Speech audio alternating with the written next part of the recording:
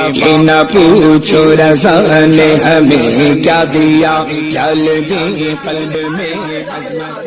حضرت سیدہ خاتون جنت کے نور نظر حضرت امام جعفر صادق، وہ حضرت امام جعفر صادق جن کے مرید حضرت بایزید بستامی ہوئے، وہ حضرت امام جعفر صادق اگر نگاہ اٹھا دیں تو بیٹا غوث اعظم بن جاتا ہے، وہ حضرت امام جعفر صادق اگر نگاہ اٹھا دیں تو پوتا خواجہ غریب نواز بن جایا کرتا ہے۔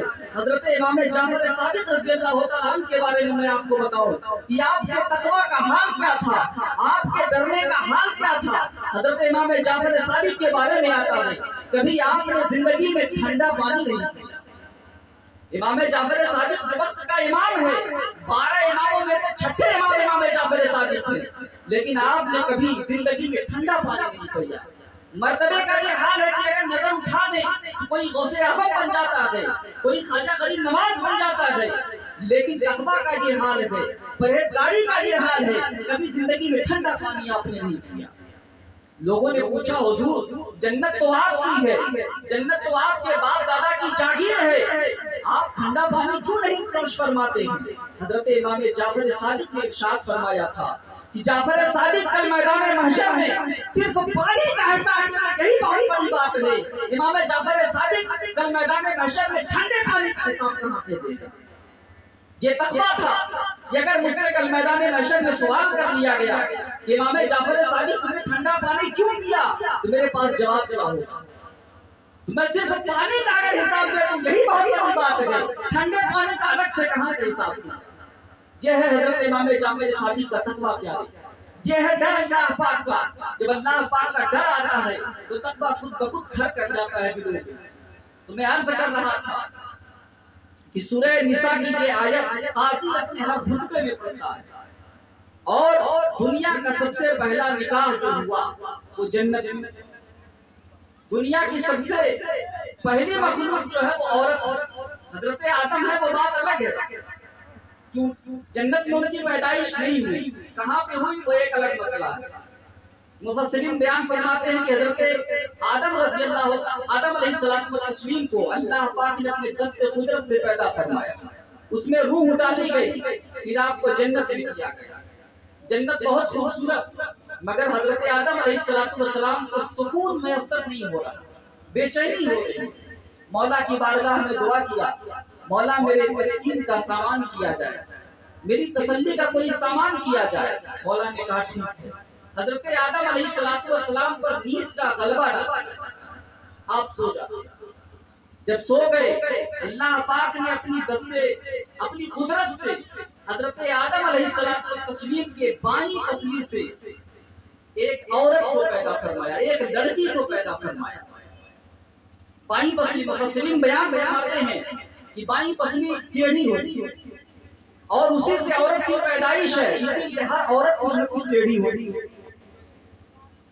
اسی لیے میرے سرکار نے ارشاد فرمایا کہ ہر عورت کے اندر کچھ نہ کچھ کجی ہوتی ہے، کسی بھی مسئلے کو لے کر کے ہو، کچھ نہ کچھ ٹیڑھا پن اس کے اندر پایا جاتا ہے۔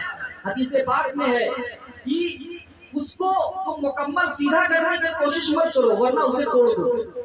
اگر یہ چاہو گے کہ مکمل اس کو ہم سیدھا کر دیں تو سیدھا نہیں کر سکتے ہو، کیونکہ ان کی فطرت میں ٹیڑھا پن ہے۔ اگر تم اس کو سیدھا کرنے چلو گے تو اس کو توڑ دو گے، توڑ دینے کا مطلب ہے کہ طلاق واقع ہو جائے۔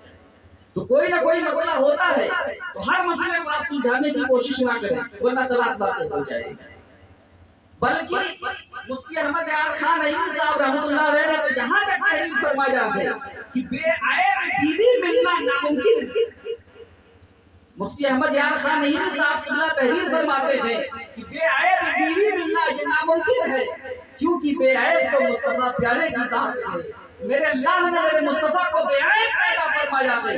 حضرت حسان بن ثابت انصاری ارشاد فرماتے ہیں یا رسول اللہ کأنک قد خلقت کما تشاء، یعنی اللہ کے رسول صلی اللہ علیہ وسلم اللہ پاک نے آپ کو ایسا پیدا فرمایا ہے گویا کہ جیسا آپ چاہتے تھے اسی انداز سے اللہ پاک نے آپ کو پیدا فرمایا۔ تو بات چل رہی تھی کہ حضرت آدم علیہ السلام کے اوپر جب نیند کا غلبہ کیا گیا تو آپ کی بائیں پسلی سے حضرت حوا رضی اللہ تعالیٰ عنہ کی پیدائش ہوئی۔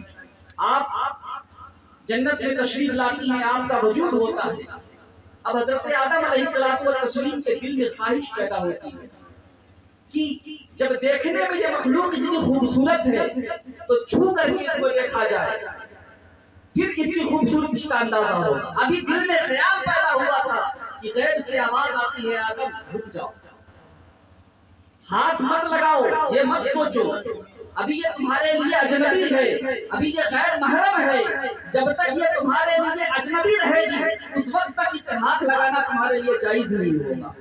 حضرت آدم رک جاتے ہیں۔ اللہ رب العزت نے کہا ٹھیک ہے، فرشتوں کو حکم ہوا نکاح کی تیاری کی جائے۔ فرشتے تیاری کرتے ہیں، اب اللہ پاک نے آپ کے نکاح کا خطبہ ارشاد فرمایا اور حضرت آدم علیہ السلام کو تسلیم کا نکاح ہو جاتا ہے۔ اب جب نکاح ہو جاتا ہے تو حضرت آدم علیہ السلام اب سوچتے اب تو نکاح ہو گیا ہے، اب یہ میری بیوی ہو گئی ہے، اب اجنبی نہیں ہے، اب اس کو تو میں چھو ہی سکتا ہوں، ٹچ کر سکتا ہوں۔ حضرت آدم علیہ السلام اب ارادہ نہیں فرما رہے بلکہ اپنے ہاتھ کو آگے بڑھایا۔ جب ہاتھ کو آگے بڑھایا پھر آواز آتی ہے غیب سے مہ جا آدم۔ تفسیر سعدی میں علامہ سعدی نے اپنے عربی زبان میں اس کو جو استعمال فرمایا ہے یہ لفظ مہ جا آدم، خبردار آدم ٹھہر، ہاتھ مت آگے۔ آدم نے کہا یا اللہ اب کیا بات ہو گئی؟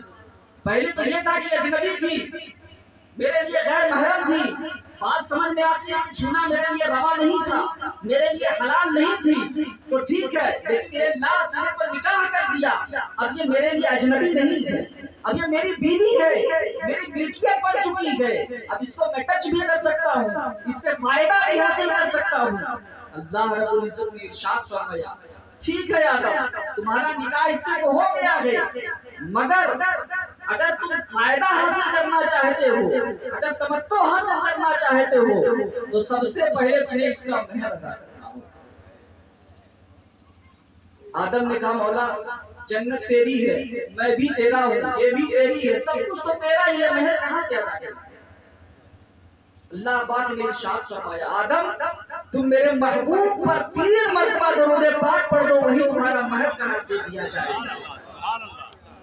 اسی لیے درود پاک کا احسان ساری دنیا پر ہے، اور دنیا مزید اگر پاک ہونا چاہتی ہے تو درود پاک کو اپنا وظیفہ بنا لیے، انسانیت پاک ہو جائے گی۔ اللہ رب العزت نے کہا آدم تمہارا مہر یہی ہے کہ سرکار میرے محبوب کی ذات پر 3 مرتبہ درود پاک بھیج دو، یہی تمہارا مہر ہو جائے گا۔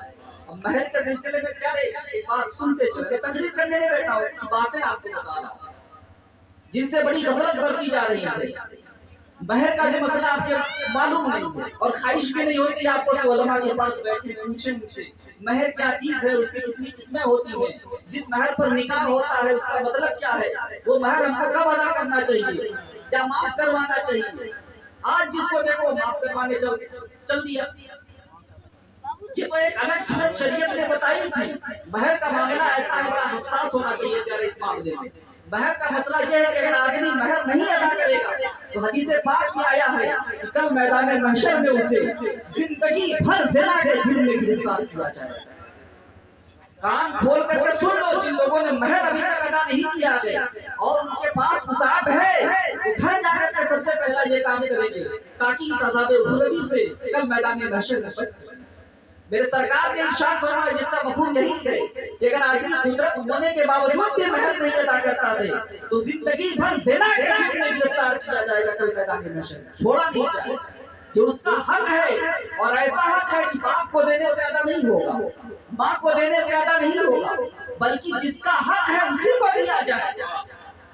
اور آج تو بڑی صورتیں ہیں مہر ادا کرنے کی، آپ کو گفٹ کرتے ہیں، آج تو ماڈرن پیریڈ ہے، لوگ موبائل گفٹ کرتے ہیں۔ سب سے آسان صورت میں آپ کو بتا رہا ہوں، موبائل گفٹ کرتے ہیں آپ موبائل دیجئے، کہہ دیجئے میں نے تمہارے مہر میں آپ کا مہر ادا ہو جائے، یا کوئی چیز اور آپ کہہ رہے ہیں اس کو گفٹ کر رہے ہیں، آپ اس کو یہ کہہ دیں کہ میرے مہر میں تمہیں دیا وہ آپ کا مہر ادا ہو جائے۔ لیکن پیارے جس کو دیکھو یہ معمول بنا لیا ہے کہ بس معاف کروا تو معاف ہو جائے گا۔ یہ تو شریعت نے ایک صورت ایسی بتائی تھی کہ آپ کے پاس وسعت نہیں ہے، آپ کنگال ہو چکے ہیں، آپ کے پاس خود ہی کوڑی نہیں ہے، تو شریعت نے ایک راستہ بتایا تھا کہ مہر ادا کرنا ہے، تمہارے پاس روپیہ پیسہ نہیں گئے تو یہ آخری صورت تھی کہ جا کر کے معافی طلب کروا لو۔ لیکن پیارے اگر آپ کے پاس وسعت ہے، آپ کے پاس پوری طاقت ہے، روپیہ ہے، اس کے باوجود بھی اگر آپ مہر نہیں ادا کرتے ہیں تو کل میدان محشر میں سرکار علیہ السلام کے فرمان کے مطابق اسی جرم میں آپ کو گرفتار کیا جائے۔ یہ مہر کو اتنا آسان مت سمجھو، مہر کے بارے میں بڑا حساس ہونا چاہیے انسان کو۔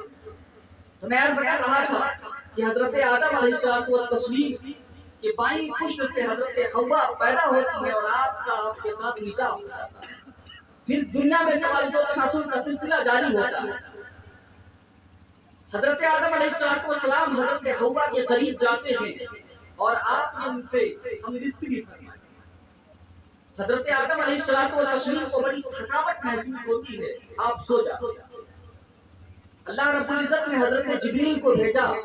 اب جو میں قصہ سنانے لگا ہوں یہ قصہ حضرت سرکار خواجہ غریب نواز اپنے پیر و مرشد حضرت خواجہ عثمان ہارونی سے نقل فرماتے ہیں، جس واقعے کو حضرت قطب الاقطاب، حضرت قطب دہلی، حضرت سیدنا قطب الدین بختیار کاکی رحمۃ اللہ علیہ نے دلیل العارفین میں نقل فرمایا۔ حوالہ بھی دیتے چلے تاکہ بات اچھی ہو جائے۔ حضرت قطب دہلی فرماتے ہیں کہ حضرت خواجہ غریب نواز نے فرمایا کہ میرے پیر و مرشد نے مجھ سے روایت بیان کیا کہ حضرت آدم علیہ السلام نے جب ہم رشتگی فرمائی اور آپ کو تھکاوٹ محسوس ہوئی اور آپ لیٹ جاتے ہیں، نیند آ جاتی ہے، اللہ پاک نے حضرت جبریل کو بھیجا۔ حضرت جبریل حاضر بارگاہ ہوتے ہیں اور ارشاد فرماتے ہیں، عرض کرتے ہیں کہ آدم اٹھیے اور غسل کیجیے، آدم اٹھیے اور غسل کیجیے۔ اب اللہ کا فرمان تھا، اللہ کا حکم تھا، حضرت جبریل کے کہنے کے مطابق حضرت آدم اٹھتے ہیں اور غسل کرتے ہیں۔ جب حضرت آدم نے غسل کیا تو آپ کو بڑا سکون محسوس ہوا، بڑا آرام محسوس ہوا۔ آپ نے کہا بھائی جبریل آپ نے تو بڑی اچھی بات بتائی، میں نے غسل کیا مجھے بڑا سکون محسوس ہو رہا ہے۔ تو حضرت جبریل نے ارشاد فرمایا کیا حضور اس کے پیچھے کیا اجر اور انعام اللہ پاک نے رکھا اس کو بھی سنتے چلے۔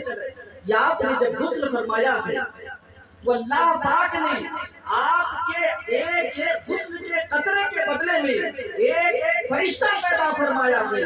وہ فرشتہ قیامت تک تسبیح و تحلیل کرتا رہے گا اور ان سب کے جتنے بھی نیکیاں ہوں گی وہ سب آپ کے نامہ اعمال میں لکھی جائے گی۔ اب حضرت آدم نے بس ہمارے کام کی بات کی، ہماری یاد آ گئی۔ آپ نے ارشاد فرمایا کہ یہ فضیلت صرف میرے لیے ہے یا میرے اولاد کے لیے ہے؟ حضرت جبریل نے عرض کیا آدم یہ فضیلت صرف آپ کے لیے نہیں ہے بلکہ آپ کے صدقے میں اللہ پاک نے آپ کی تمام اولادوں کو عطا فرمایا۔ کہ اگر آدمی حلال ہم رشتگی کرتا ہے، حلال ہم رشتگی کرتا ہے، حلال ہم رشتگی کرتا ہے اور جب غسل کرتا ہے تو اللہ پاک اس کے غسل کے ایک ایک قطرے کے بدلے میں ایک ایسا فرشتہ پیدا فرماتا ہے جو قیامت تک تسبیح و تحلیل کرتا ہے اور سارے تسبیح و تحلیل کی جتنے ثواب و اجر ہوتے ہیں اللہ پاک اس حلال ہم رشتگی کرنے والے کے نامہ اعمال میں لکھ دیتے ہیں۔ بے شک اللہ جب حضرت سرکار خواجہ غریب نواز نے اپنا بیان فرمایا تو پھوٹ پھوٹ کے رونے لگتے، آنکھوں سے اشک جاری ہو جاتے ہیں۔ لوگوں نے سوال کیا حضور آپ رو کیوں رہے ہیں؟ یہ تو اجر کی بات ہے۔ حضرت خواجہ غریب نواز رضی اللہ تعالیٰ نے ارشاد فرمایا اس کا دوسرا رخ بھی میرے پیر و مرشد نے مجھ سے بیان فرمایا ہے کہ جس طریقے سے آدمی اگر حلال ہم رشتگی کرتا ہے تو اللہ رب العزت غسل کے ہر قطرے کے بدلے میں ایک فرشتہ پیدا فرماتا ہے جس کی تسبیح و تحلیل کی جتنی نیکیاں ہوتی ہیں اس کے نامہ اعمال میں لکھ دی جاتی ہے۔ اسی طریقے سے اگر کوئی حرام ہم رشتگی کرتا ہے، اگر کوئی حرام ہم رشتگی کرتا ہے تو اللہ رب العزت اس کے غسل کے ایک ایک قطرے کے بدلے میں ایک ایسا شیطان پیدا فرماتا ہے جو زندگی بھر یعنی قیامت تک خود برائی کرے گا اور دوسرے لوگوں سے بھی برائی کروائے گا اور ان تمام برائیوں میں جو گناہ ہوں گے اللہ رب العزت اس حرام ہم رشتگی کرنے والے کے نامہ اعمال میں سارے جرم۔ حضرت سرکار خواجہ غریب نواز جب یہ بیان فرماتے ہیں تو آپ رونے لگتے ہیں کہ اگر حرام بستری خدا نہ خواستہ اگر انسان نے حرام ہم بستری کی تو اللہ رب العزت جرم ایک بار کیا ہے اس نے، مگر اس جرم کی سزا اسے قیامت تک مل رہی ہے۔ نوجوانوں سوچنے کا مقام تھے، تم کہاں چلے گئے تھے؟ کیا ہو گیا ہے تمہیں؟ میرے سرکار علیہ السلام نے تمہیں کیا پیغام دیا تھا؟ تم کو کیا سکھایا تھا؟ تم کس ڈگر پر چل پڑے ہو؟ آج یورپ کے نقالے میں تمہیں مزہ آتا ہے، آج غیروں کے مشابہت میں تمہیں لطف آتا ہے۔ پیارے مصطفیٰ کریم صلی اللہ علیہ وسلم کے دامن سے وابستہ ہو جاؤ۔ تمہیں معلوم نہیں ہے، جو لوگ جانتے ہیں، جو لوگ پڑھتے ہیں، انہیں حقیقت کا اندازہ ہے۔ حضرت سرکار خواجہ غریب نواز نے فرمایا کہ اگر حلال ہم بستری کرتا ہے تو اس کے لیے یہ اجر ہے، اور اگر حرام ہم بستری کرتا ہے تو مولا کریم قیامت تک اس کے نامہ اعمال میں گناہ لکھتا رہے گا۔ جرم ایک بار کیا ہے، مگر اس جرم کی سزا اسے قیامت تک ملے گی، کیونکہ جرم ہی اتنا سنگین تھا، جرم اتنا سنگین تھا